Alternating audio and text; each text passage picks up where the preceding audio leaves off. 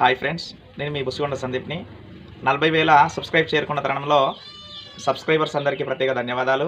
కళను గౌరవించండి, కళాకారులను ప్రోత్సహించండి. Please subscribe my channel. శస్త్రములను ధరించి నవదికి రమ్మని అన్నాడు.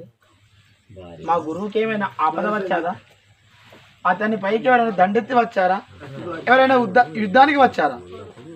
తలపై కిరీటము, చేతిలో ఆయుధములు, కాళ్ళకు పాకలు, సకల అస్త్ర శస్త్రములతో రమ్మని నాకు కబరంపాడు. మా గురువు పిలువా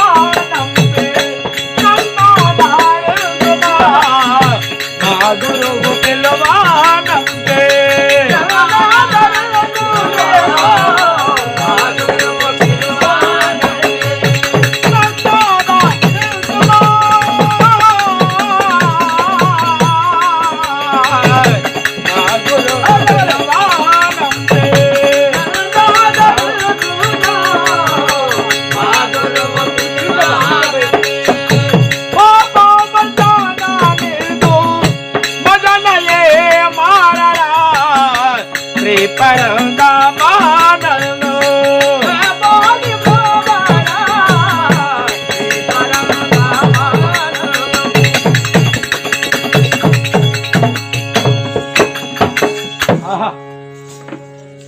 చండ ప్రతాప సంకలిత మహాదండ భుజాదండుండై పరుషాయుధమును చేలను ధరించి అల్లంత దూరమున అపర శ్రీ మహావిష్ణు అన్నటువంటి యొక్క రూపము చేత విరాజిల్లుచున్నటువంటి మా గురువు పాదంబులకు 10,000 వందనాలు అనర్చదగాక.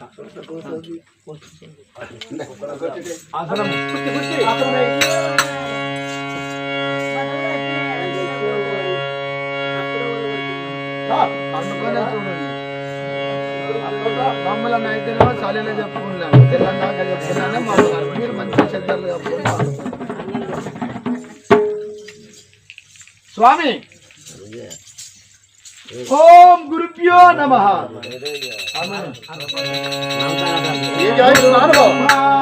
గురు విష్ణు గురుదేవో మహేశ్వర గురు సాక్షాత్ పరబ్రహ్మ తస్మై శ్రీ గురువే నమః. ఓం పరశురామాయ నమః. ఓం భార్గవాయ నమః.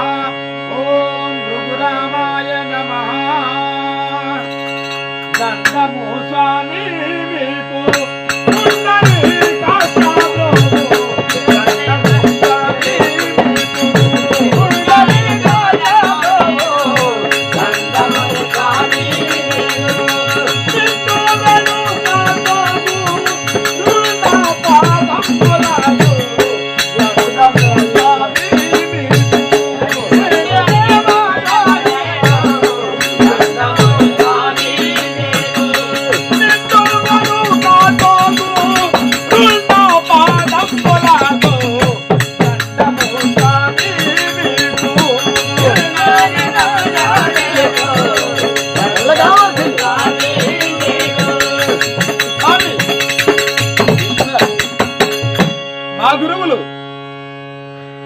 నా తల్లి గంగాదేవి, నా తండ్రి శంతన మహారాజు.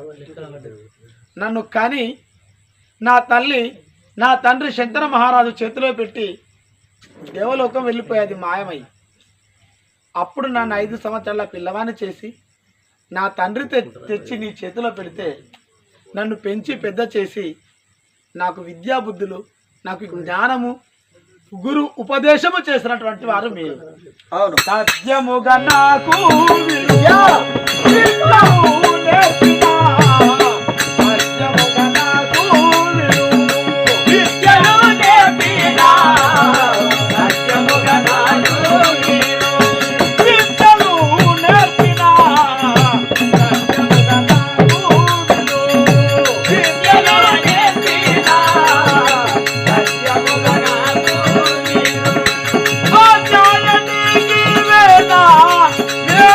పాదం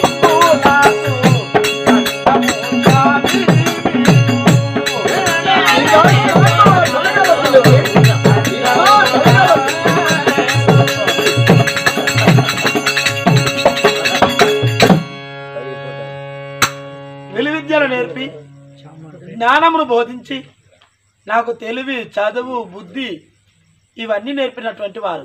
అవును. మీరే లేకుంటే ఈ తనవే లేదు. అవును. మీరే లేకుంటే ఈ జ్ఞానం లేదు. అవును. ఇంత అస్త్రశస్త్ర పాండిత్యము నాకు లేదు.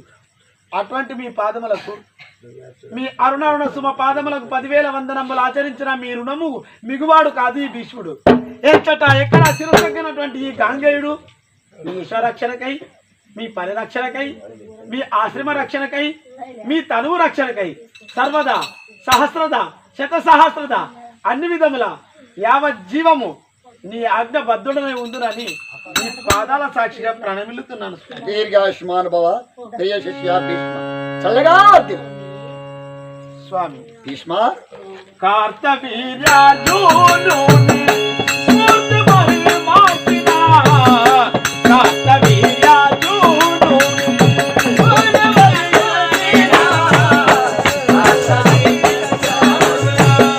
మూర్తి మహిమార్చిన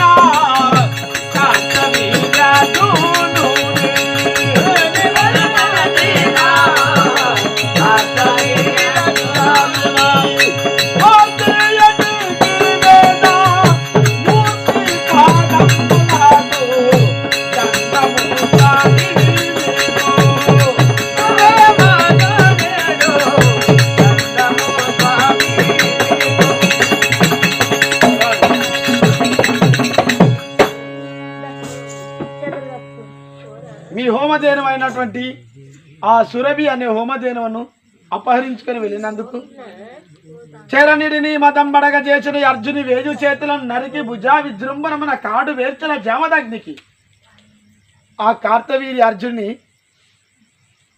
వచ్చి మీ యొక్క హోమవత్సమును ఆ సురభి అనేటువంటి హోమధేనును అపహరించుకొని వెళ్ళినందుకు వాని యొక్క 1000 చేతులను నరికి ఆ చేతులతోనే కాడు వేర్చి ఆ కాడు పైన మీ యొక్క తండ్రి జమదగ్నిని కాల్చినటువంటి మహాపరాక్రముడు గనుడు మూర్తి బరిమార్చిన అటువంటి నీవు నేడెందుకో నా సహాయార్థము కోరావు, లేక నన్నెందుకు రమ్మన్నావు? శిరస్త్రాణములు ధరించి సర్వ ఆయుధములను అస్త్ర శస్త్రములను ధరించి రమ్మన్నావట. ఏమైనా ఆపద వచ్చాదా? ఏమైనా కష్టం వచ్చాదా? నీ ఆశ్రమానికి ఏమైనా భంగము వాటిల్లిందా?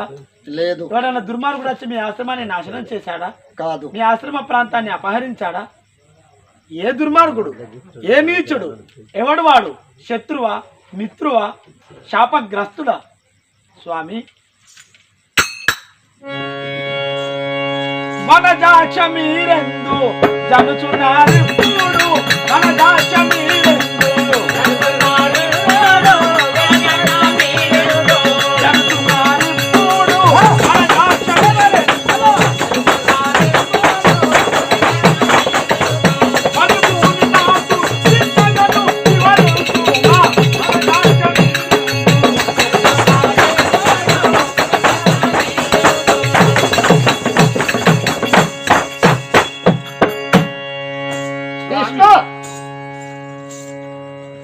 నీ చేతిలో పరుషాయుధం ఉన్నది.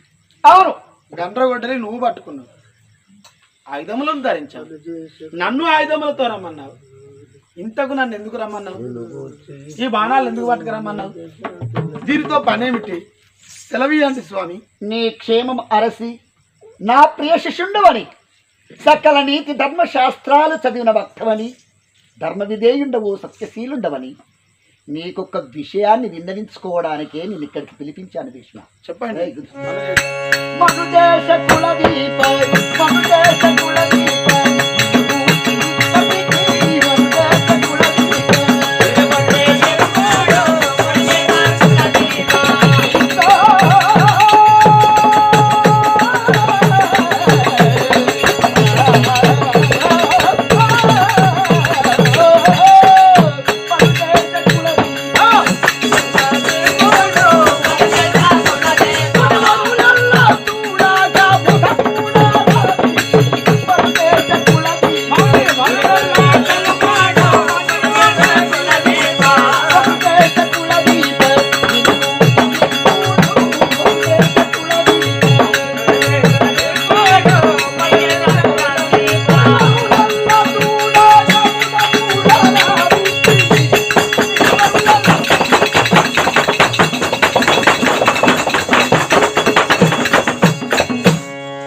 మనుదేశ కులదీప,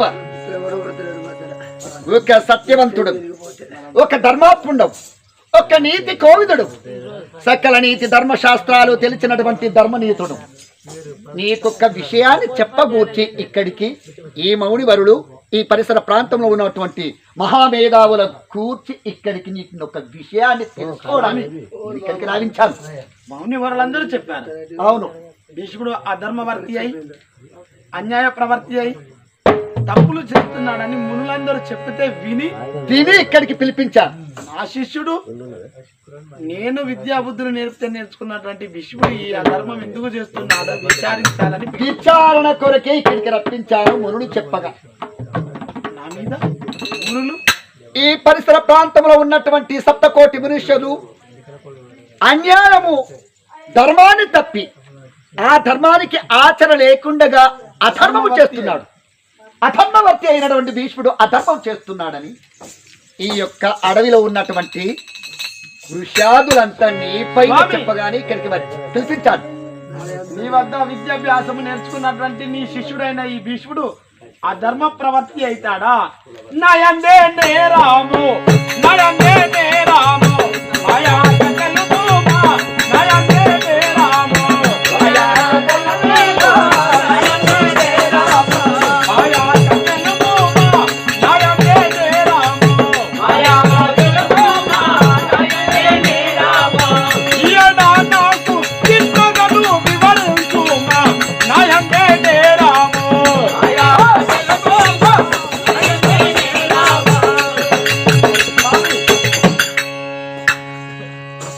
నా యందు ఏమి నేరం ఉన్నది? నేనేం తప్పు చేశాను? నా మీద నేరారోపణ చేసిన వారెవరు? నేను తప్పు చేశానని నీకు చెప్పిన వారెవరు? చెప్పండి.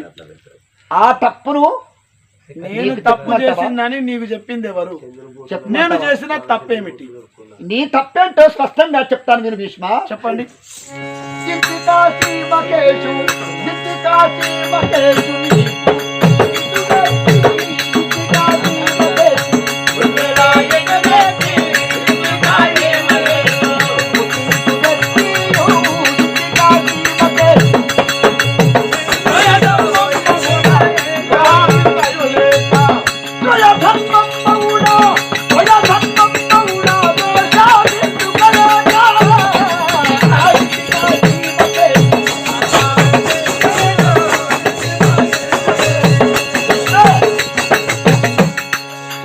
మాట కాశీపురి పట్టణ నివాసి అయిన వారణాసి కాశీని పరిపాలించేవాడు కాశీ మహారాజు. స్వయంవరం ప్రకటించావు. ఆ స్వయంవరానికి నీవు వెళ్ళావు. స్వయంవరంలో గెలుచుకున్నావు. అంబిక అంబాలిక అనేటువంటి అమ్మాయిలను తీసుకువచ్చి ప్రజాముఖంగా ఆడవాళ్ళ ముఖం చూడనని భీష్మించుకున్నటువంటి వాడు స్వయంవరానికి వెళ్ళావు. స్వయంవరానికి వెళ్ళినటువంటి వాళ్ళను గెలుచుకున్నావు. గెలుచుకుని ప్రజాముఖంగా మా తమ్ముడికి పెళ్లి చేస్తానని వాకిచ్చావు, చెప్పావు. ఆ మాట ప్రకారముగా అమ్మాయిలను తీసుకువచ్చిన వాడివి అంబిక అంబాలికనేమో మీ తమ్ముడి విచిత్ర వీరుడికి పెళ్లి చేశావు. అంబను అడవిలో కాచిన వెన్నెల పగిదిగా అన్యాయం చేశావని నాకు చెప్పగానే ఇక్కడికి పిలిపించావు. ఓహో, ఇదా నేరము? చిలికి చిలికి గాలివాన లెక్క మారినట్టు ఒక్కొక్క చినుకు గాలివాన లెక్క మారినట్టయినది. అంటే అంబ వచ్చి నీకు ఫిర్యాదు అయింది. అవును, ముగ్గురు తీసుకొని వచ్చిన మాట నిజం. కానీ ఇద్దరినేమో నీ తమ్మునికి పెళ్లి చేసి ఒక అమ్మాయిని ఎందుకు వదిలిపెట్టినావు? అదే సమస్య గురించి అమ్మ చెప్పుకుంటా. నేను ఆ అమ్మాయిని నేను వదిలిపెట్టాను అనేదే మీకు తెలుసు. కానీ ఎందుకు వదిలిపెట్టాను అనేది తెలియదు కదా. తెలియదు. పొలతి సాల్ముని చేరా పొలతి సాల్ముని చేరా పోయేదానని పలికే పొలతి సాల్ముని చేరా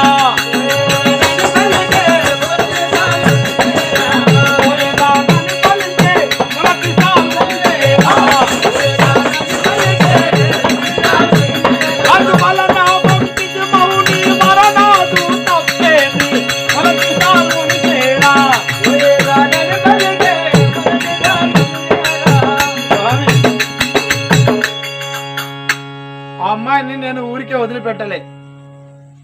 రథములో తీసుకొని వస్తుండగా విశ్వ రథమాపు అన్నది. ఇంతటి వాణ్ణి విశ్వ రథమాపు అంటే ఆపాను. ఆపావు. అమ్మాయి ఏమిటని అడిగాను. అడిగావు. నేను సాలుడనే ఒక మహారాజును ప్రేమించాను. నేను అతన్నే పెళ్లి చేసుకుంటా. నీ తమ్ముడిని నేను పెళ్లి చేసుకోను. నీ తమ్ముడు నాకు ఇష్టం లేదు. నీ తమ్ముని ముక్కు చూడలే, ముఖం చూడలే. అతను ఎలా ఉంటాడో నాకు తెలియదు. ఆ ముక్కు ముఖం తెలియనటువంటి వ్యక్తితో నేను ఎలా కాపురం చేస్తాను? నేను ప్రేమించిన వాడు, నాకు నచ్చినవాడు, నాకు ఇష్టమైన వాడు, ఆ సాల్వుని నేను పెళ్లి చేసుకుంటా. దయచేసి నన్ను వదిలిపెట్టండి. నా ఇద్దరు చెల్లెలని తమ్ముని చేయండి అని పలికి కాళ్ళ వేళ్ళబడి బ్రతిమిలాడితే ఆ అమ్మాయిని వదిలిపెట్టిన. నేను ఎందుకు వదిలిపెట్టాను? ఆ అమ్మాయి జీవితాన్ని నేను ఎందుకు ఆగం చేస్తాను? ఆ అమ్మాయి జీవితంలో నేను ఎందుకు నిప్పులు పోస్తాను? అన్నీ తెలిసిన వాడే కానీ తెలిసి తప్పు చేసినట్లుగా నా మతికి గోచరిస్తుంది. పొలపి చేకొని బలిని చేకొని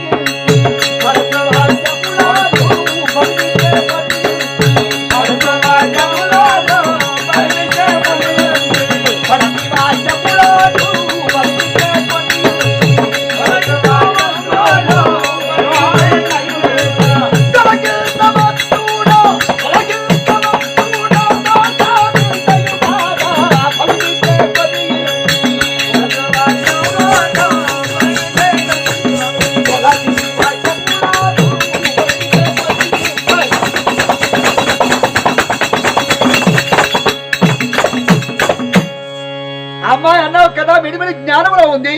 నేను సాల్వుడిని ప్రేమించాను. సాల్వుడే దిక్కు, సాల్వుడే ప్రేమికుడు, సాల్వుడే నాకు సర్వస్వమని నీతో చెప్పుకుంది. కానీ మిడిమిడి జ్ఞానములో ఉన్నటువంటి అమ్మాయి, ఆ అమ్మాయికి విజ్ఞానము, విధేయత, ధర్మము, శాస్త్రము, నీతి, సంసారము, జీవితం అనేటువంటి సంస్కర్త కాదు ఆ అమ్మ. అలాంటి అమ్మాయి మిడిమిడి జ్ఞానంలో ఉండి ఏదో తెలిసి తెలియనటువంటి మాట చెప్పిన ప్రకారముగా ఇద్దరి అమ్మాయిలను తెచ్చి నీ తమ్ముడికి పెళ్లి చేసి న్యాయం చేకూర్చుతావు. తెలిసి తెలియని మిడిమిడి జ్ఞానంలో ఉన్నటువంటి అమ్మను తీసుకువచ్చి ఆమె చెప్పిన మాట ప్రకారముగా, ఆమె చెప్పిన మాటలు విని ఇంత తెలిసిన వాడివి అమ్మాయికి ద్రోహం చేసి, అన్యాయం చేసి అమ్మాయి జీవితాన్ని ఆగం చేయడము ఇది క్షత్రియ ధర్మము కాదు, క్షాత్రియ ధర్మము కాదు, ఇది నీతి కాదు, నియమ నిబంధన కాదు, విధేయత కాదు, విజ్ఞత కాదు. ఇదంతా నువ్వు అమ్మాయి చెప్పిన మాటలకు అమ్మాయి జీవితాన్ని పాడు చేయడము. ఒక స్త్రీ భారతనారిని తెలిసి కూడా ఒక స్త్రీకి అన్యాయం చేయడం తప్పు కాదా స్వామి? ద్రోహం కాదా? ఆ అమ్మాయి మాట విని ఇలా జీవితాన్ని ఆగం చేయడం మంచిది కాదు కదా? నీకు తెలుసు. ఆమెకు నచ్చ చెప్పి తీసుకొచ్చిన తమని చేయనుంటి.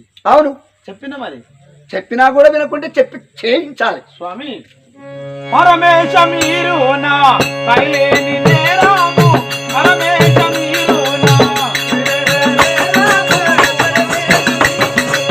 కైలేని నేరాము, పరమేశ మీరు నా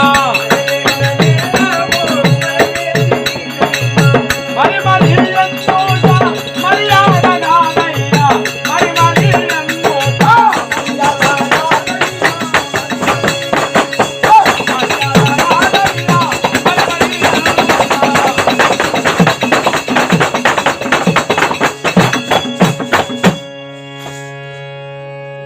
స్వామి మీరు నా పైన లేని నేరం ఎన్నుతున్నారు. ఇది మంచి మాట కాదు, మర్యాద కాదు. నేను చెప్పిన అమ్మా, నువ్వు ఉడుకు రక్తంతో ఉన్నావు, పడుచు దానివి, నీకు తెలియక పలుకుతున్నావు. నువ్వు చేసిన తప్పు నా కడుపులో దాచుకుంటా. నా తమ్మునికి చెప్పా, నా చిన్నమ్మకి చెప్పా, మరి ఎవరికి చెప్పా? నువ్వు నా బిడ్డ లాంటి దానివి, నువ్వు నా చెల్లె లాంటి దానివి. ఆ సాలుని మరిచిపో. ఇప్పుడు నిన్ను వదిలిపెడితే నువ్వు సాలూని దగ్గరికి వెళితే సాలు నిన్ను కాదంటాడు.